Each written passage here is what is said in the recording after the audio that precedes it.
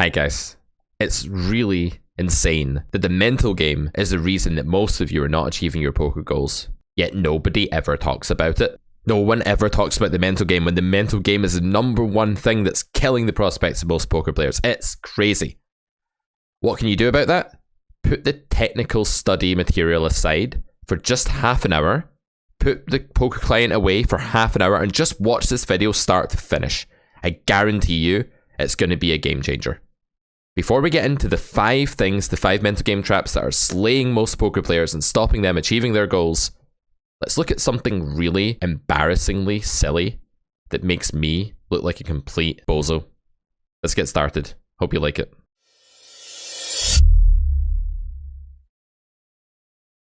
You can't see how far you've come without looking back at a past version of yourself. This was a past version of me, the one-man band that insisted on making book covers in Microsoft PowerPoint. What a boomer. This boomer, though, did write a book called Poker Therapy, and I'm not here to try and plug that or push that on you today. It's not a product that the company highly relies on making sales from, because it's a cheap product that's aimed at a part of the poker market that just doesn't get a lot of traction, i.e. the mental game side of things.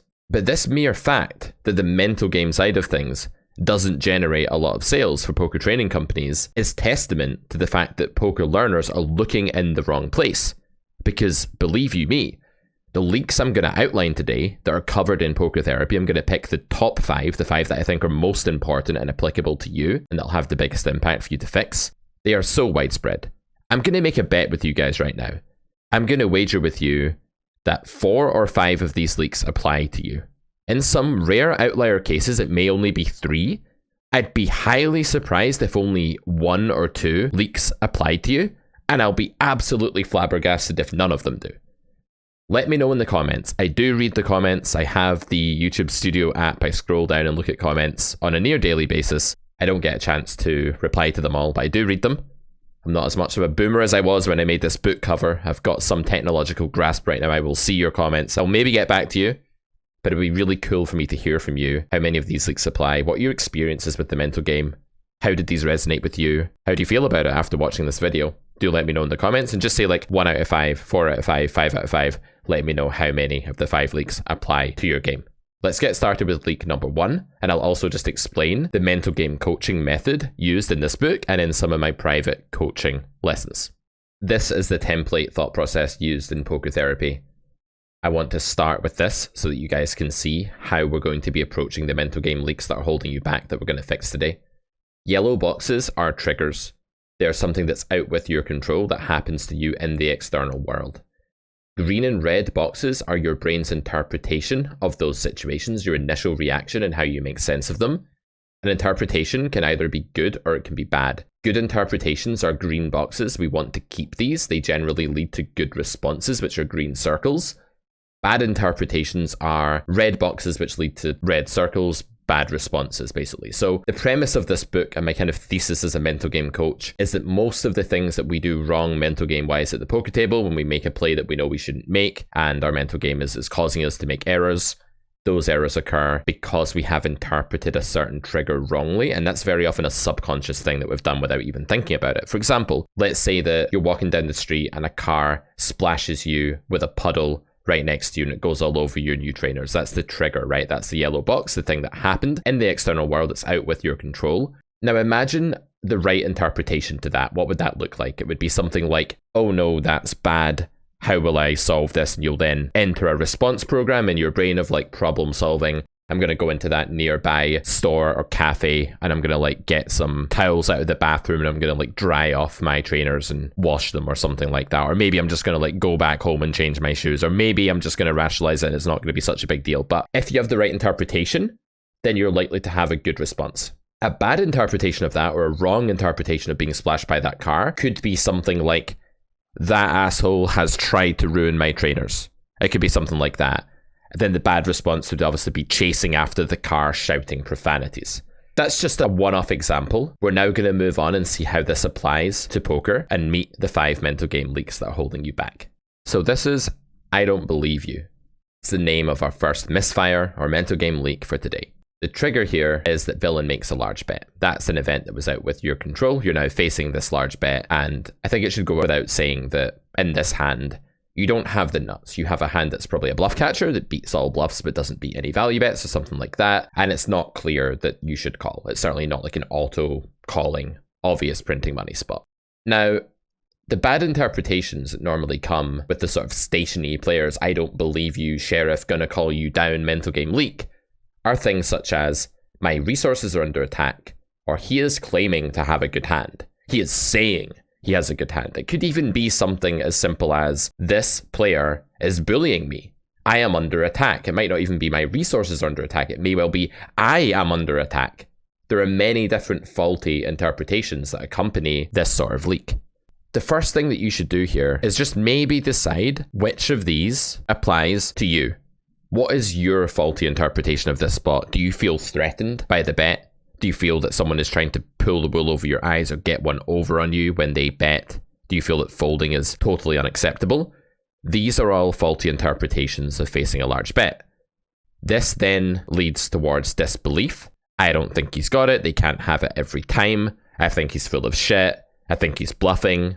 I think this player is trying to represent X or whatever it may be, and it leads to the action of call, the call button being pressed.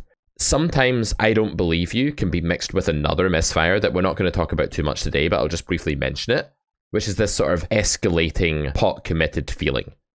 As your desperation and your attachment to the pot escalates, we're feeling attached here when we say my resources, my pot, the pot that's there, that's at least partly mine, is under attack. What we're actually doing is succumbing to a very natural human tendency to raise the stakes when the pressure is ramped up.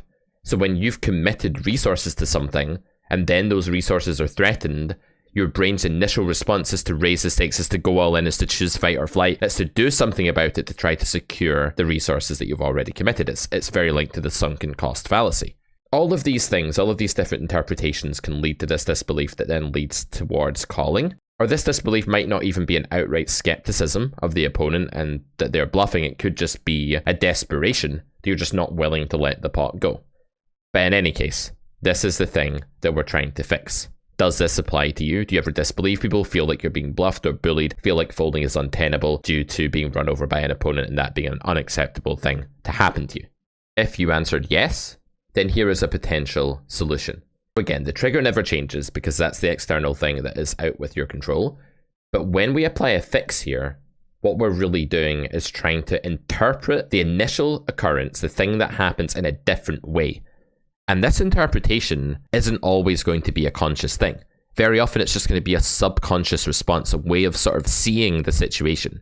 An interpretation is like taking a view. It's like seeing something in a certain way as you first are exposed to it, as it first goes into your eyes and into your brain, so to speak. So here the trigger is villain makes a large bet. The interpretation that we actually want is that this is an opportunity for investment. This is a potential investment opportunity. That then puts us in a frame of mind where the sunken cost, what we've already put into the pot, is no longer relevant. We need to write that off right away. That's the idea here. We're saying, okay, whatever is in the pot is in the pot. That is not mine. That is out with my control.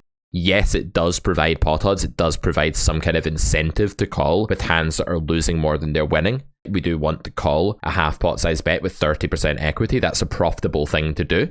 We only need 25% to break even. But we have to understand that just because there's a pot, that doesn't mean that we are compelled to call. It could well be that this potential investment that's present is not a good one. For example, if I came to your door and I said, hey, I'm selling bonds in this dog food company.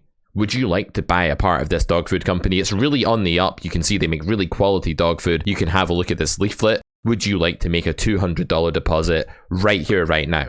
Your brain would say, investment opportunity present. You'd be pretty skeptical. Your first reaction would probably be to close the door and say no thank you, because there is no commitment by you. There is no dead money. However, if you then imagine that you have already invested $200 in this dog food company, you're a bit unsure about it, but you've done it. I phone you up and I say, hey, it's me, it's Pete, I'm the rep from the dog food company. I need another $50 and then everything's going to be good. Then you're going to get your money back plus more, but you will need to put in another $50, I'm afraid, in order for that to happen. Well, now you feel pot committed. Now you feel insecure. Now you feel all kinds of tiltiness and pot attachment, and now you may well just emotionally pay the $50 because of that raised stakes, that escalation that's gone on with you investing money before. What we're really trying to do is to see this bet that we're now facing as an investment opportunity, not as a threat, not as something you have to put in order to retrieve the pot or get back the cost that you've already paid earlier. You have to get out of that way of thinking. There is no pot, there's just pot odds. There is none of your money in the middle, there is just money in the middle. And you have to look at what you have to pay and compare it to what villainous bet and the money in the middle, and then ask yourself how your hand is doing. This is a very basic technical thought process here. This is not a technical game book, so we're not going into any of the myriad of thought processes necessary to become really good at bluff catching. We covered those in grade 2, lecture 7 and lecture 8 of the Carrot Poker School. Check it out on carrotcorner.com if you want to learn the technical, advanced way to think about bluff catching. But this is a very basic example of what you could do. You could say, well, what's my required win percentage to call? That comes from your pot odds. Okay, villain bet pot, so I need 33% to break even. What are the tendencies of the population or player type in this spot? Oh, well, they've gone all in against the pot size river bet. This is a really underbluff situation. Not many people choose to bluff here at all. Does my hand yield a high enough win percentage to make the investment profitable? No. I have a bluff catcher. Yes, I have a flush, but the board is paired. My opponent's jammed the river. There's many bigger flushes in their range. It's very unusual to see people bluff in this node. I'm not going to win a third of the time here. Usually I'm just toast. Maybe once in a blue moon they're bluffing. I need to say no thank you to this potential investment opportunity. But the main part of this rewire is changing this red box to a green one. Getting out of the habit of saying, I am under attack. They're claiming to have X hand. They're bullying me. My resources are going to be lost. I've already put too much in. Getting away from all of that and instead just saying, forget that shit in the middle. Forget everything. Just what are the pot odds? Do I want to take this opportunity to invest? And if it's a bit like the dog food salesman, you're going to say no and you're going to close the door on their face. And that's what you should do here. And you should fold if your analysis points in that direction. Okay, meat. Ouch, I should never have. This is probably the one I've talked about the most with private students in coaching.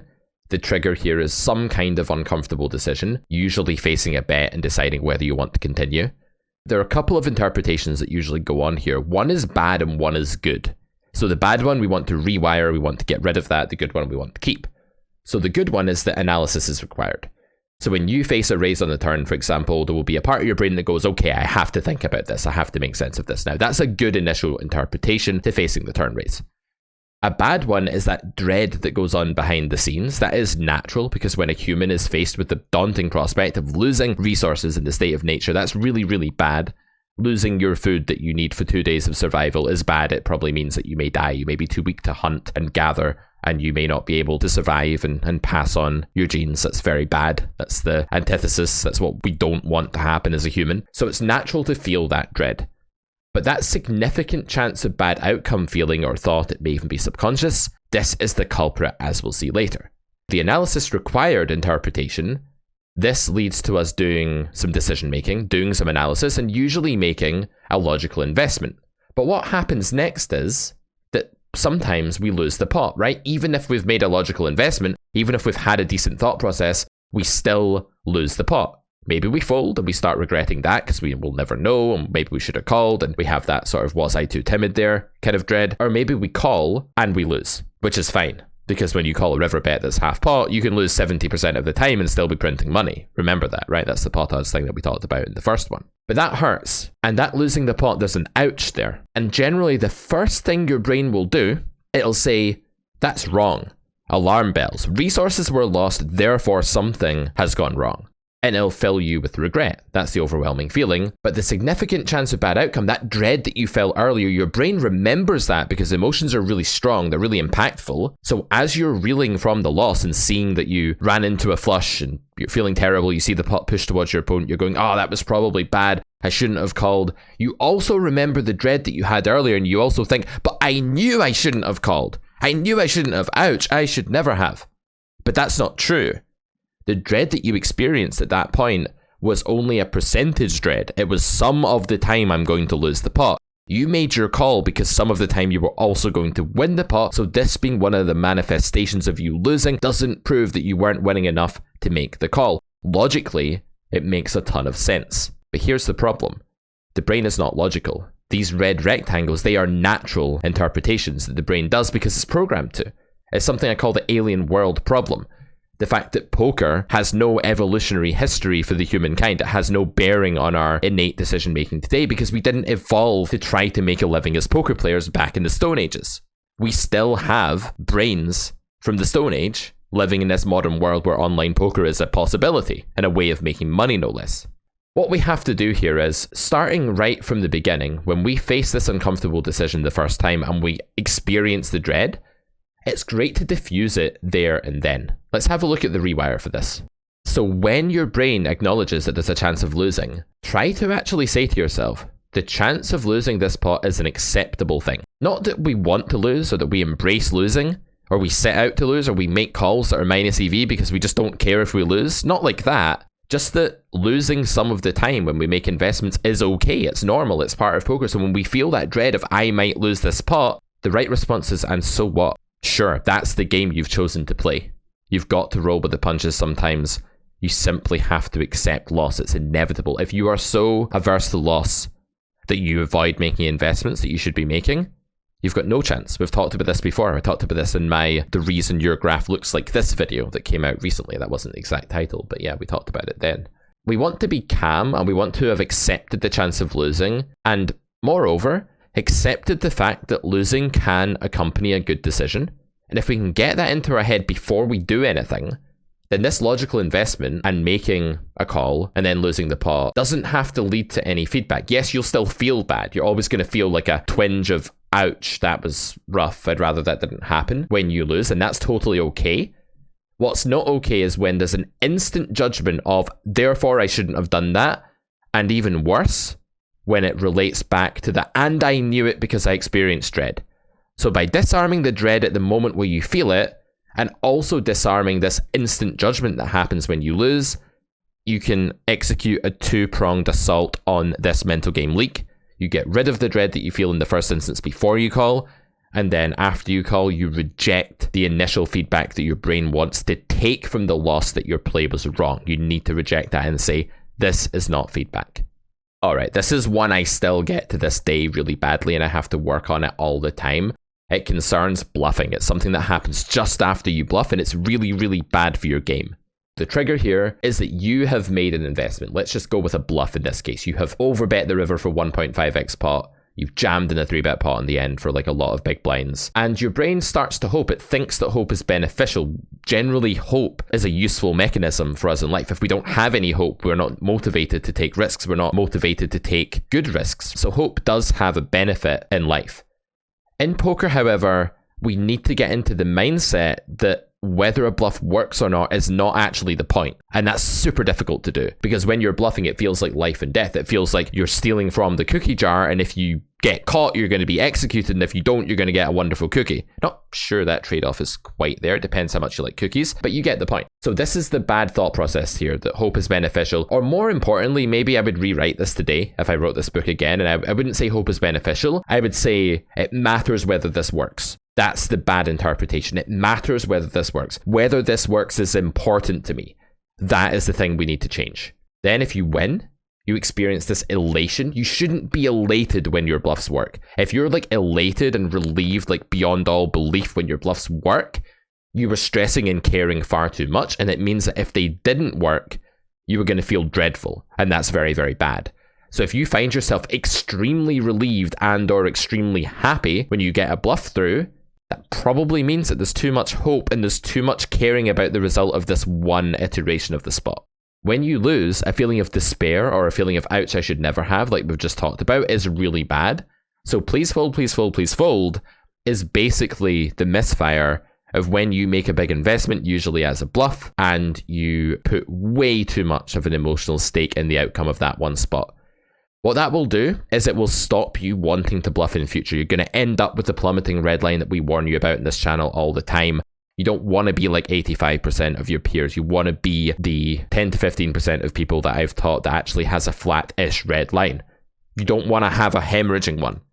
And if you get into the habit of really, really caring whether your bluffs work in every individual instance in which you bluff, you're going to become petrified. You're going to turn to stone and you're going to become paralyzed and you're never going to want to bluff again. And that's going to cause all of the red line issues that we want to avoid. Okay, what is the fix? Well, the fix for this one is pretty simple. We want to end our engagement with the hand. That's what we're putting into it emotionally and cognitively at the point at which we make our final decision for that hand. So if you bluffed the river for 1.5x pot, it's time to now stop engaging. You've made your choice. Hopefully you had reason to and you had a logical, considerate thought process and you thought through all of your choices and you decided the bluffing was probably reasonable and you did it and you did your best. And now is the point to disengage with the hand. Now is the point where you need to say, my job is done. And it doesn't feel like your job is done because when you shoot a gun, you want to see if you've hit the target. When you hit a golf ball, you want to see if you've hit the green. When you take a basketball shot, you watch and look to see if it goes in. Because that's going to give you the feedback that you need to calibrate yourself the next time. Next time you hit that 7-iron onto the green, you're going to want to see where the ball landed the time before. You're going to use that to calibrate. If you hit the rim of the basketball hoop and it jumps out, you're going to use that subconsciously next time you take a similar shot. That's why your brain is looking to see if it goes in. It's really important to you. You also need to know whether it goes in the basket because you need to know whether you need to run forward and catch a rebound or just trot back happily that you made a basket. You need to know what to do. It's not the same in poker. It doesn't matter whether you win or lose this time in poker. Nothing happens differently the next hand. When you're in a Zoom game, for example, fast fold game, and your bluff works, the next hand is just the same as if your bluff didn't work. You don't need that feedback, and nor do you need it for the reason of calibrating whether to bluff next time. But people do it. You're seeing poker like it's basketball. If the bluff works this time, you're more likely to do it again. This is a fallacy. There's no reason why that should be true. Don't be a slave to feedback. It's not real feedback. So if you end your engagement, it's a bit like taking the basketball shot and just walking away and not even seeing what happens, and not even listening for the sound of the swish or the clank of the hitting the rim or whatever. Just walking away, shooting the gun at the target and just dropping the gun and not even looking at whether you hit the target. That's ridiculous. But that's what you've got to do in poker, and that's how you fix this one. Indifference is the name of the game. Leak number 4. Stay with me. Don't fold. Please don't fold. I must get paid. I'm going to pick a bet size I think they're going to call. What would he call with King 10? We're going to target second pair. This dog shit. Man, I hate targeting. Guys, have I ever told you how much I hate targeting? Have I ever made any videos about that? Have I ever gone into detail about that? Yeah, I fucking hate targeting, man. If you say targeting, you don't deserve to play the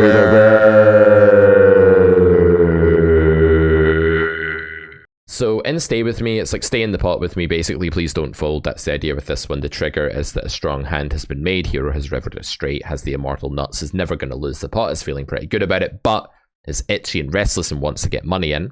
The bad interpretation here is that big hands must get action. No, they mustn't.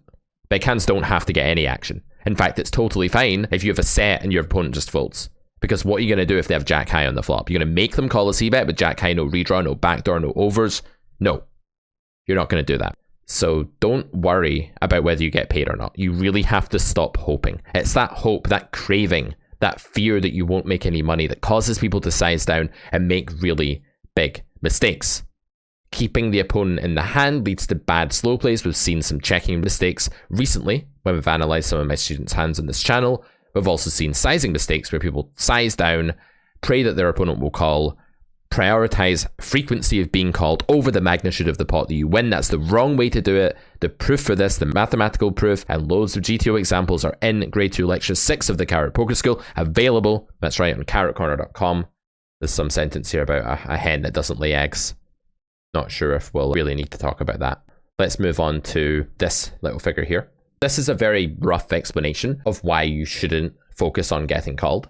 If you look at GTO bet sizing with your nutted holdings, what happens is that you get quite a lot of folds everywhere. But when you do get called down, you earn a lot of money.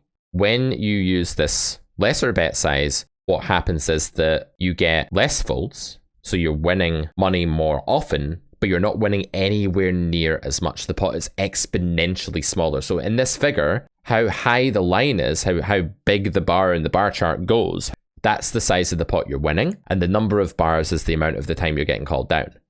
And as you can see here, increasing the number of times that you get called down doesn't necessarily increase overall EV. In fact, it usually doesn't, because the pot can increase exponentially, whereas you can never be called down 200% of the time. That's the rough idea about why that works, but the full proof is in the Carrot Poker School. This is the wrong thing to do, to prioritize keeping your opponent in the pot. What you really want to say instead in your interpretation is that when you make a strong hand, the winning branches, the branches where you do get paid off, they need to be magnified, because that is usually how you earn the most EV. There are some exceptions to this, technically. I don't want to go into in too much detail, like times your opponent's raising you a lot, then you can bet smaller. Times your opponent's range is really polarized, then you can bet smaller.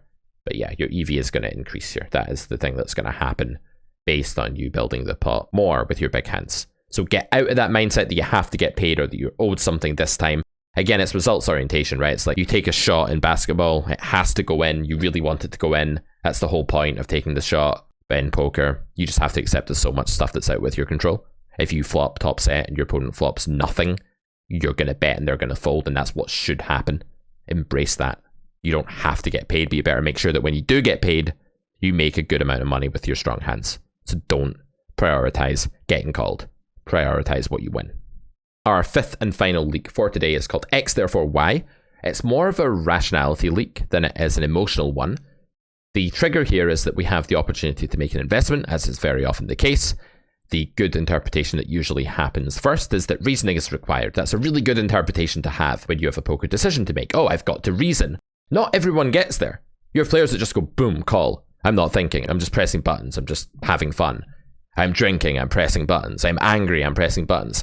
Sometimes people bypass reasoning required, but most of you watching this, when you face a decision, the first thing your brain does is say, I've got to think about this. That's good. You've passed step one. Then you find a reason. And it might be an insufficient reason. For example, I don't want a king to come on the river, so I'm going to bet to win the pot now. That's a reason for betting, but it's a really bad one. The classic example I've always given when it comes to insufficient reason and how to illustrate this to students is that of eating my dog. I'm going to eat my dog. People are like, what? Why are you going to do that, Pete? It's like, well, because I'm hungry and the dog is there. Why else? What's your problem, man? Of course I should eat the dog. I'm hungry and the dog is there. I've got two reasons. Two reasons for eating the dog, but they're insufficient, because clearly eating the dog is a very, very bad thing to do for multiple reasons. Hopefully I don't need to explain to you why it's a bad idea.